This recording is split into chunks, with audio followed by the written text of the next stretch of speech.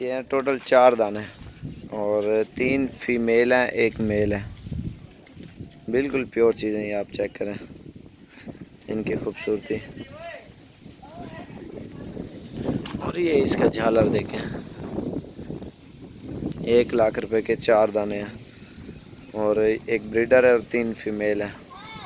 Pure 1 number quality. इसके पूंछ और इसका नाक ये देखें आप गौर से, प्योर गुलाबी। गुलाबी इस चीज़ को कहते हैं इसके अंदर सारा गुलाबी कलर हो, जिस तरह एक कान के अंदर आ रहा है और इनकी आँखों के अंदर ये देखें बकरा। ऊपर ले ली सामने कर थोड़ी। हाँ ये है टोटल 4 जानवर है। अगर जिस भाई को चाहिए, आज 18 तारीख 2019 चौथा महीना है माशाल्लाह। ये देखें प्योर चीज़ें खड़ी हैं ये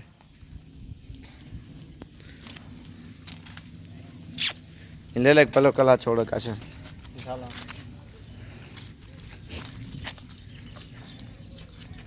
ये ब्रीडर है इनका, बिल्कुल 1 नंबर।